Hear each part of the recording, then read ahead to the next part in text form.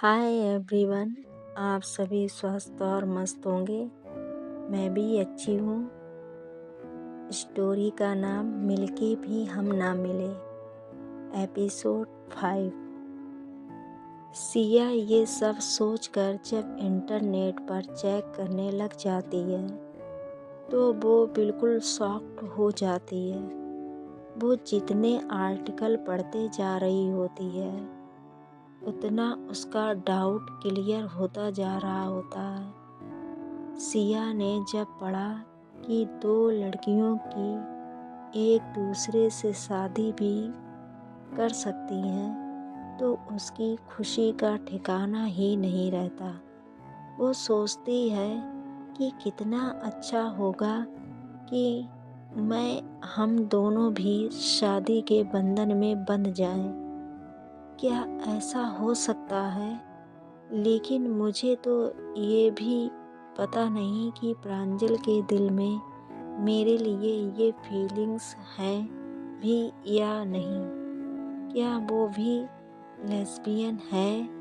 वो जिस तरह से मुझे देखती है ऐसा भी हो सकता है, या ये भी हो सकता है कि वो सिर्फ दोस्त ही हो।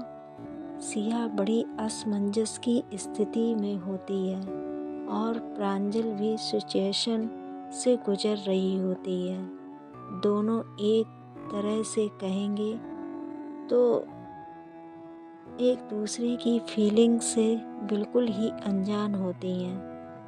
प्रांजल की एक बेस्ट फ्रेंड होती है, छवि।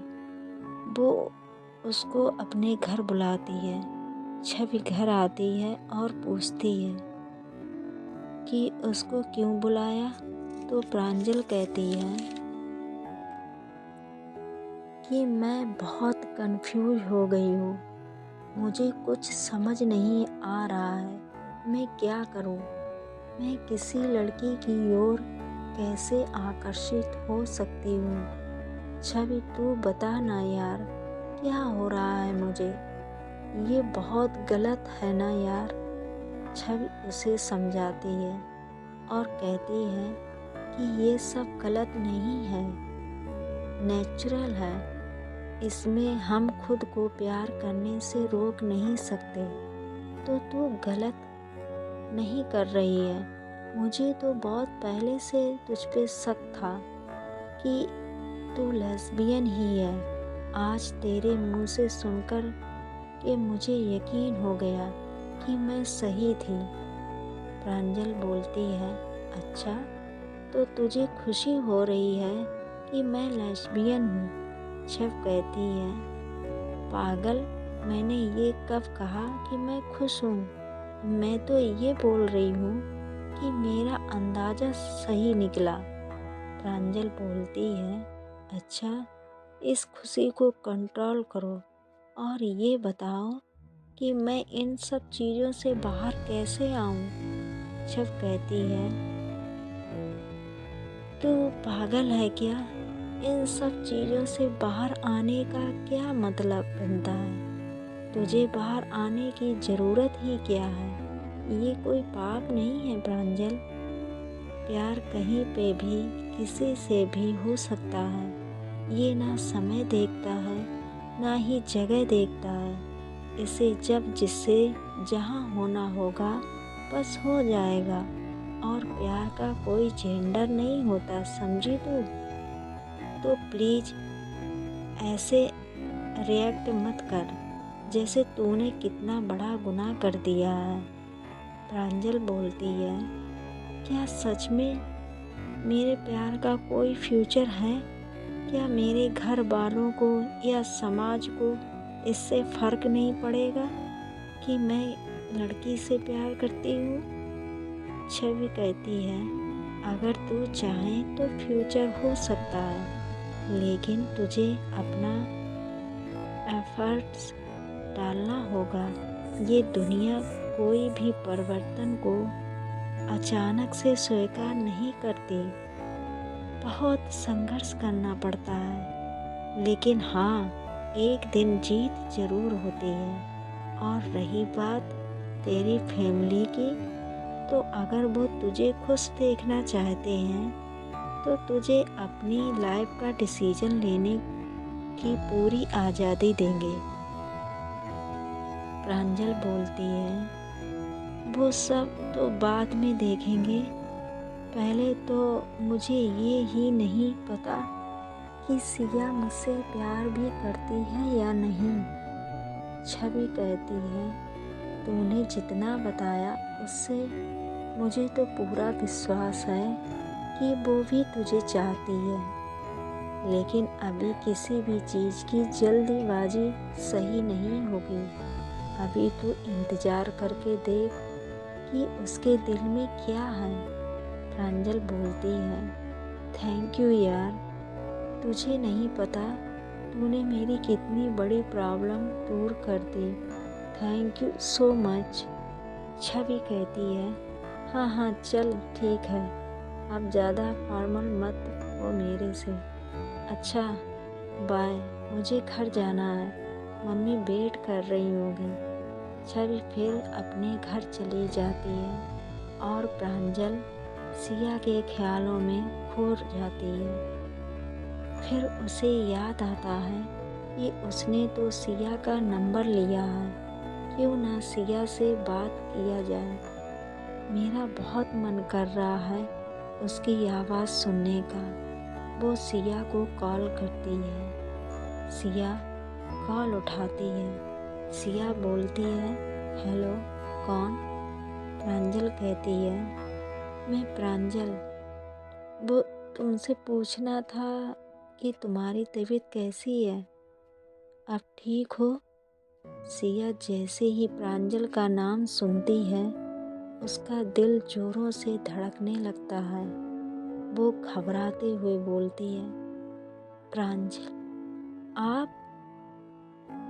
हाँ हाँ मैं बिल्कुल ठीक हूँ। आप सही से पहुँच गई ना घर? प्रांजल कहती है, हाँ मैं पहुँच गई हूँ घर। सोचा एक बार पूछ लूँ कैसी तबीयत है अब तुम्हारी। चलो पता चल गया तुम ठीक हो तो सुकून मिल गया।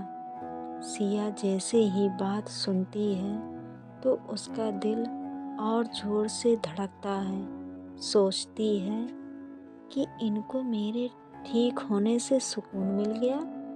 हाय कहीं ये भी मुझसे प्यार, उफ, काश ऐसा होता, काश। तब तक प्रांजल पूछती है कि क्या हुआ तुम्हें, तुम ठीक तो हो?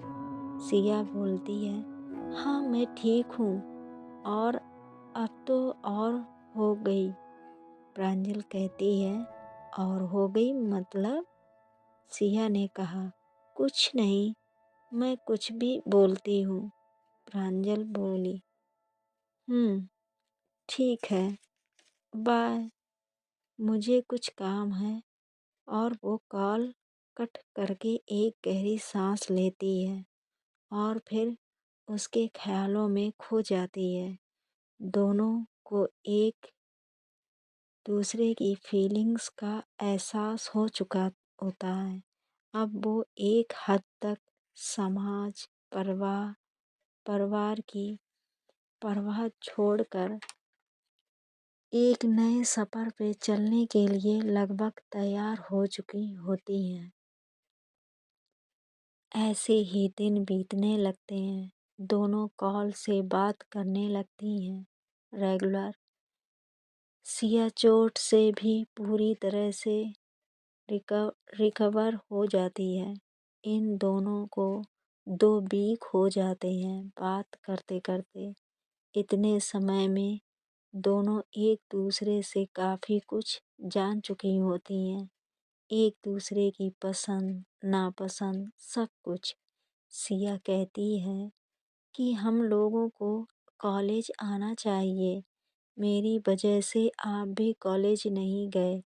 अब मैं नहीं चाहती और आपका टाइम वेस्ट हो। प्रांजल भी मान जाती है। दोनों कॉलेज पहुंचते हैं। प्रांजल जब जाती है तो देखती है कि सिया बैठी हुई है, लेकिन उसके साथ एक लड़की भी बैठी है। ये देख के प्रांजल का खून खौल उठता है।